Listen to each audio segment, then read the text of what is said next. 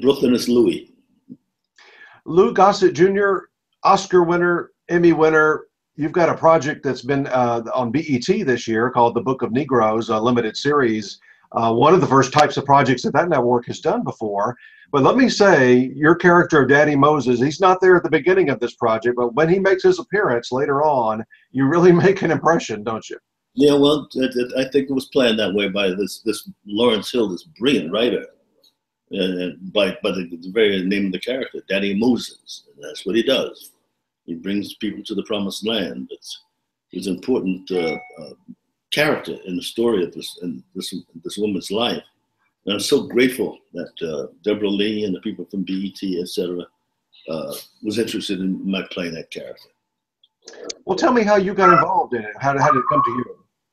Well, I was mentioned. I was mentioned by Viacom, because I've worked with Viacom almost all my life. I'm very grateful for that relationship. That's Viacom, is CBS and BET and Showtime. I've done a lot of stuff for them. So the family is pretty strong there. So I guess I'm very grateful to be on the list of choices to play characters. But I've always longed to work for BET. They have a very important role in American television, and I'm very grateful to be part of that movement. It's a very courageous step for them, and I think there's a lot of nervousness. But I don't think they should be nervous. This is so necessary. It's just a wonderful, natural next step. Well, now that this has been seen by so many people, what has been the reaction? What have you heard about this whole project? I have heard nothing but positives. In most of the discussions that we've had now in Washington, D.C., and the United Nations and some of the schools, they want to compare it to Roots in one sense, but maybe it's the Roots of today. But the best story, the best thing about the 6-hour miniseries, although slavery is involved and all that kind of stuff is involved, I think it's a triumphant story of a woman. And it's an incredible performance by Aunjanue Ellis, who is #1 in the world to me. You know, she's been growing. I've worked with her before, and I think this is the story, the triumphant story of a woman. And she survives because she's the one doing the voiceover. So it's a nice, very important story, and very many good lessons for us as a people, especially women. You know, as I was reading some articles about you, especially things that have been written in the last year or so, several of them talked about the fact that you are really focused on trying to make film positive stories, be a character in positive stories, things Yeah. that have a good, obviously a good story, but that can have an actual impact on people's lives. I think it's a natural responsibility for the artist to do that, especially now, since there's so many trying times, to put out there a product that can be taken off the shelf in numerous times in your life and relearn lessons. We have this wonderful, I call this a wonderful responsibility to entertain millions of people. We have an opportunity to maybe help direct them in the right direction, especially our young. You know, there's a lot of stuff happening. There's a lot of violence. Glorified violence I'm against, but there's always violence in this life, and there's some kind of violence sometimes that has to be done. But the glorified is just not my way of going, But we have stories to tell, and I think we have the responsibility, and we've had that responsibility for centuries because of what we do, to put on the screen and on the stage relevant stories and projects. Well, even though this story is set, around the Revolutionary War time, and Roots was set around, back in the 1800s mainly, things are still happening today. You and I were talking before we even got started, with the shooting in the Carolinas. Just when you have stories like these, knowing that those positive messages are going out, kind of relate the two in terms of real life events and fictional events. Well, how can I put it to be succinct, even in personal lives, but in lives of human beings and mankind, we get signals about finally, once and for all, to get to the solution and get rid of the negativity. And we've come, thank God, for the internet and for communications like this. Everything is above the table. There's nothing new. But this is now, everybody is seeing what's happening. They're seeing what happened in Boston. They're seeing what happened in Oakland. They're seeing what's happening in Arizona. It's on our minds. And the good news about all of this, that so many people are really horrified and want to change it. That's the magic of this industry and this news thing. That now let's get to the solution and let's make sure it doesn't happen again. That takes all of us equally to participate in going in the direction of one citizen once and for all, the way it's written in the Declaration of Independence, with liberty and justice for all. Let's be sensitive to one another. Our number one situation is not race relations or who has the most money or weapons, but the salvation of the planet and to educate our children to make it a step further in its evolution. If we have a dying planet and we win a war or kill people, what are we winning? It's becoming really ridiculous in a sense, which is probably why I started my foundation. It's called the E-Racism Foundation. It's a Jewish model. It's a synagogue model to get these kids at a younger age, younger than this young man who did this atrocity, to be sensitive to one another, to know that we have one thing to do, and that's our job, is to take care of this planet, make sure it's healthy. The water is clean, the air is clean, the food chain is exact, and we get better one generation at a time as we head toward the light. It's something we all must do. It's becoming very critical these days when we see these headlines about that young man. Where did he learn that? Who gave it to him? How many generations have they believed that? It's a cancer to society. We need to stop it. And we can do very well by doing that, by doing things like the Emissary, the Book of Negroes, and other things that resonate about how we have to handle ourselves and one another. You kind of sound like the church leader you play in this project. You have a great way of speaking about things that you're really passionate about. One thing I wanted to ask about this character, he is mostly blind, but he doesn't want anybody to know because it's going to impact what the message that he's trying to get out. Yeah, so it doesn't matter whether you can see or not. The message is the message. We get great messages from people like Stevie Wonder, don't we? And others, and they seem to overcompensate, and other parts of their being seem to grow. If we can't see, Stevie can conduct his message with his instruments and his voice better than people who can see. So we're learning about ourselves. We need to learn more about ourselves. Back a couple of centuries ago, really even a few, even decades ago, that may have been more of a concern because there wasn't the compassion for maybe somebody that was blind, to think that was somebody that you could respond to and listen to and so forth. We've come a long way in those kind of areas too. And we're still going in that area. Same way we have to go to be one people. We're put on this planet, I believe, to take care of it. We are the caretakers of the earth, the planet. And with it comes a united effort with each and every person in this world to make sure that they don't proliferate the garbage and plastics and not be sensitive to the growth of trees and animals, etc. We were given that responsibility, I believe. And it's not the first thing on our agenda these days. And maybe it should be. Well, you're going to be on the Emmy ballot again this summer. In fact, those ballots have already been released and the voters are voting right now, and you've been nominated several times. But not only for this, but you've got Madam Secretary that you guested on this year. What was it like being part of that political drama? Well, that's amazing. And then, of course, Tim Daly, I've worked with the entire family, with Tyne and George Stanford Brown and the daughters. That's my second family. I love them all. But I'm very touched that somebody would consider to submit me for anything. I've done this for quite a few years. It's one of those signs that maybe I should just continue on to entertain you and grow and learn, and stay open and sensitive to one another. It seems to resonate in schools. I've been to different high schools. I'm getting ready to do colleges and churches. And so far, it's like a growing spiritual army. I think we really need it. That's what I concentrate on at these days. At this age, I'm an elder. I send a message to you young people for what it's worth. That's how I get to stay healthy on this planet.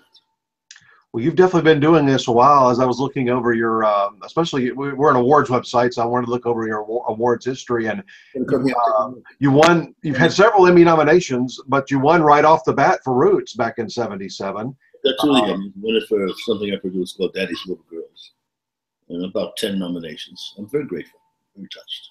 And two of those awards right behind you. Two of those Emmys. A couple of Golden Globes back there. A couple of People's Choices and NAACP Images, and some major thank you, major gratitude. Well, I know you talked about Roots a lot in your career, but it's such a milestone for the country, for television, for the 70s.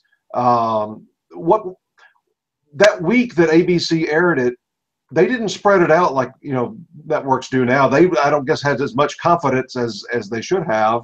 And by that last couple of installments, most of the country was watching, right? Yeah, but even Brandon Tartikoff, a very nice man, and Mr. Silverman, they were worried. They were worried they're going to lose the southern market, and then they had a responsibility to Mr. Wolper. So they decided to put it on straight ahead, 1 week, and get rid of it. They were scared. They were afraid. And I guess God stepped in there, and the people of the world stepped in there, said, this is important. We've been looking for something like this. It opened the door, many doors after a while. And here we are with the Book of Negroes and other kinds of stories. So we know better about one another. We need to know about one another as much as possible so we can get along with the salvation of this world, this planet. We need to be closer together. When you got to the Emmy Awards that night, a whole lot of that cast was nominated, and of course, writing and directing and technical categories and so forth, and some of you won. What was it like going up on stage that night? It's incredible. It's incredible. What was the charm, which I spoke to the company about on my last day of shooting up in Nova Scotia. We started in Cape Town, South Africa. And South Africa is famous for apartheid and Nelson Mandela and the struggles and then the deaths and stuff. And all of a sudden I'm sitting there in South Africa. I'm looking at this crew, and there's white South Africans, black South Africans, coloreds, French, English, Americans, Canadians, all working together to put this work of art, which is now about to be nominated. What a wonderful statement. But they had no idea what I was talking about. When I said it, they realized, and they started to hug and applaud one another. What an example for that to be catching for other societies. It happens in sports. I think it's got to happen in this world. And that's why it's important for us to be responsible for what we put on the screens, large and small, and on stages. Just a few years after Roots, you win the Oscar for Officer and a Gentleman. You had won the Golden Globe prior to that and some critics awards. When you got to the auditorium that night, did you feel like you were going to win that Oscar, or what were your thoughts as you sat down? Well, I made a common sense. I remember the past. I'm sitting there, and over to my left is the great Robert Preston. This is his last movie, Victor Victoria. He's going to win. And over to the other side is the great James Mason. Now, that's his last thing. It's done by a good friend, Paul Newman, and he did quite a job too. And I know others. I said, you know what? I made a mindset. History, I'm in the top 5. I kind of went into a kind of malaise. And all of a sudden, out of the malaise came my agent's elbow. He said, they called your name. Get up there. So I came to and I went up and I thanked people. And it's quite a bit of history. But I can't live there. I just have to keep on going, keep on doing the very best I can, both in life and in business and in the arts. It sounds like you really appreciate everything that's happened, but you really do look to the present and look to the future, and not so much at the past. Yes, it's better than working. It's a wonderful blessing to have a gift like this and to be able to share it. Well, speaking of sharing, I've had a lot of Oscar winners, Oscar nominees on these chats the last 3 years, and I usually will ask them this question, so I want to ask it to you. You've been a voting member. You get to vote on the Oscars every year, especially in the you're nominating in the acting categories. When you've got that ballot in front of you, what's kind of going through your mind? What kind of a performance are you looking for that makes you want to vote for them? You know what I'm going to tell you? I'm going to admit something to you. You know who I voted for in the year I won? I voted for James Mason. I voted for James Mason because it was his last movie. It was a toss-up between James Mason and Robert Preston, two people I really admire. And I voted for James Mason.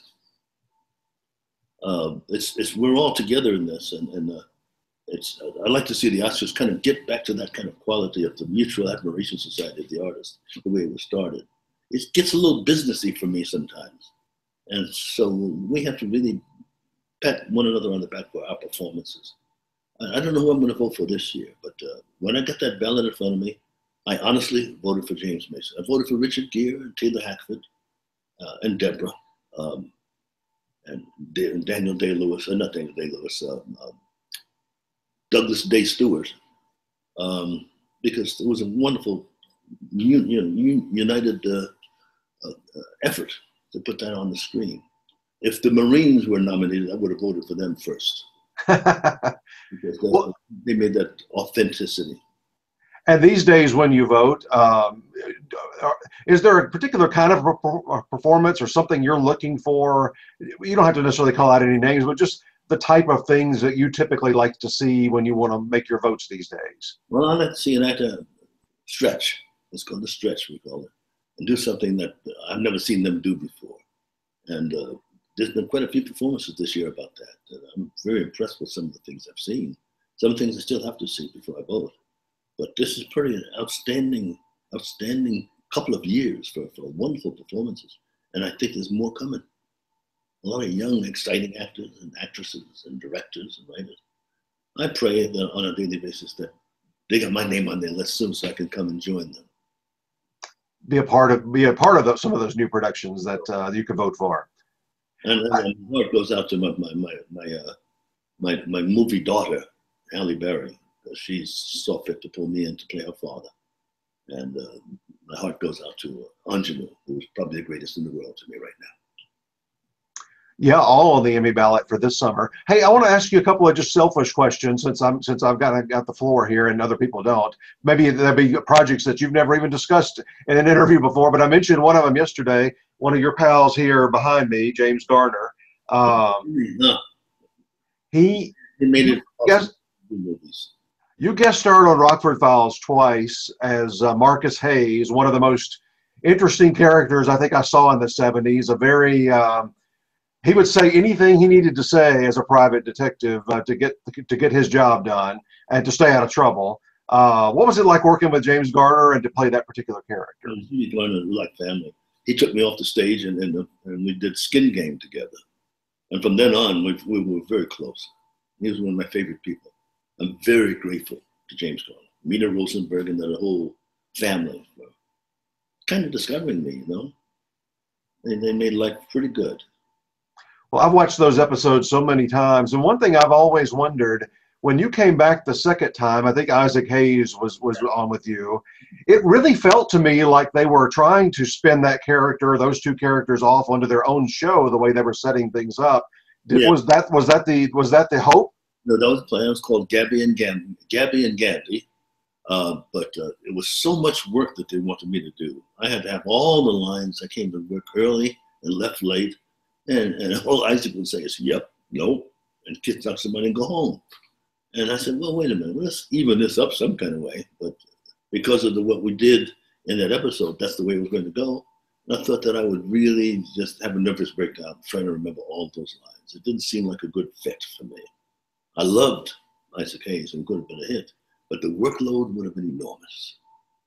Well, I hear from so many drama people even these days that really doing a drama series and putting in 12, 14, 16 hours a day sometimes is one of the most difficult jobs in acting. It's tough. It's tough. It drains on you. It keeps you from being but so creative because you're trying to stay awake and remember lines and all kinds of stuff. It's a challenge. You know, I love to do a series, but that one would have been a lot of work. You just felt like you were going to be so overloaded. He was a very, as you said, his nickname was Gabby, and he's a very talkative guy. So you were going to have way more work than maybe you wanted to have. And Brother Isaac in the corner looking cool, talking about, get him. What? No. And here I'm getting a page and a half of dialogue. Well, I'm so glad I asked you about that. That's one of my favorite characters that you've done. And even though it was only twice, I just thought he was so unique. Yeah, I'm very grateful. I've had such a good time, some great parts. People talk about me chasing Wheezy around, the Jeffersons. That comes back to me. It's on again and again. I mean, chasing Wheezy and flirting with her and that was so much fun. That's fun. That's not acting at all. That's fun. And those kinds of things just live on forever, don't they? Oh, yeah. People keep talking about this even today. I saw it on again. So it's nice. It's nice. Something I haven't seen on TV in a while, but I bought the DVD 3 or 4 years ago. This was the last question I was going to ask you about a past project that maybe nobody else would ask. I loved a miniseries you did and got a nomination for, and that was Backstairs at the White House. And I've watched that whole miniseries again, I think last summer, because I love it so much. Just tell maybe a quick story about working on that one. Well, that was I got to meet some of the people walking backstage at the White House. That was a predecessor for the butler, if you're talking about that. Those people keep things to the line. Those cooks, those chauffeurs, those butlers, those maids, they are top people of our country. They take care of our leaders, and they do a very good job. And no matter if it's a Democrat or a Republican, no matter who's in the White House, those folks are still there. They're still there, and they've seen presidents. And it's great to have an audience of one of the senior members who have seen 4, 5, and 6 presidents. You hear some stories. On another way, in person, I want to tell you a Betty Ford story. I can't do it here. Maybe when we stop broadcasting here. But Backstairs, there was another. I mean, you've worked with so many great, just huge ensembles that had Leslie Uggams and Olivia Cole and so many people. Yeah. Was it a fun one to do, or was it difficult? Robert Hooks and it's family. We're family. We had a wonderful. Leslie was really good. She was a very happy lady at the time, very talented. I followed her for such a long time, and she's still great. Yeah, she's had a couple of guest roles this year that she just knocked out of the park. Yeah, she's been good a long time. Well, you have too, and we really appreciate your time today talking about the current projects, but also talking about the past a little bit, and love seeing those trophies behind you. Thank you, sir. That's a sum total so far. So far, so good. Well, listen, you have a great day, have a great summer, and good luck on those Emmys. Thank you. It's good.